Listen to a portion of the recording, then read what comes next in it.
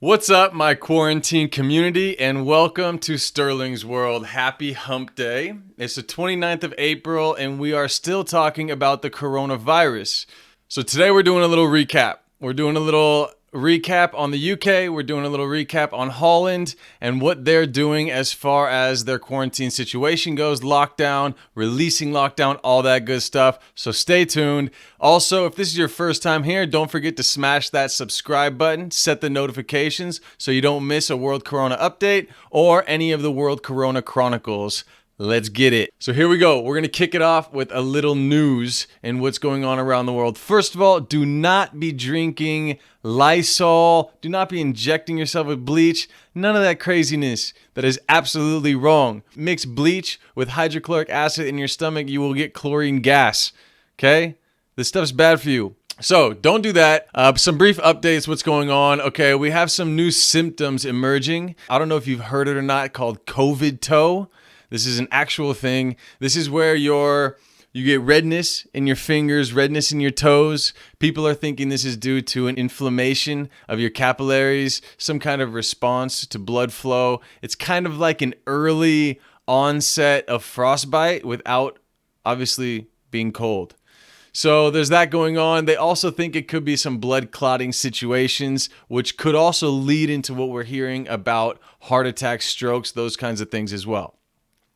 Moving on to England. In England, they started their loose lockdown situation about a week ago. This is where essential workers were allowed to go back to work. And on May 7th, they're going to start phase 2 of that, where they start to possibly reopen outlet stores. The NHS has devised a plan to keep regulations on this. So they have what they call the 5 tests, okay? And these 5 tests are as followed. The NHS will make sure that they have the capacity for critical cases in their hospitals around the UK.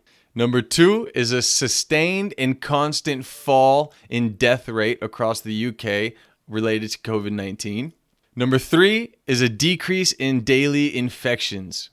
Number 4 is enough testing and personal protective equipment for the people on the front lines fighting COVID-19. And number 5, confidence that adjusting these loose lockdown situations won't result in a second peak. So those are the 5 key tests that they're going to be monitoring. There's 2 more things that they're going to be keeping a close eye on, and those are making sure that they have 100,000 new tests per day and the development of an app to track COVID-19. This app will make sure that if you pass somebody that has been recently found to have COVID-19 or suspected to have it, the app will then notify you so you can take proper precautions to avoid contamination. And that's it for the UK. Moving on to the Netherlands. So the Netherlands, who have been right in the middle of this whole debate about whether or not to help Southern Europe with the coronavirus, have decided to pass last week a $500 billion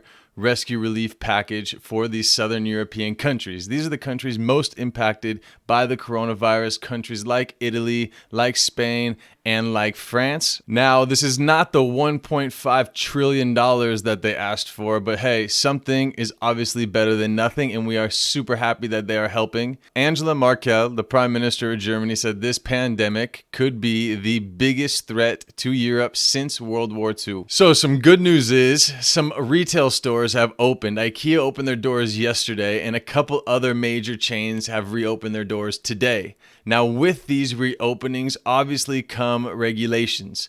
They are monitoring the people that go in and monitoring the people that come out.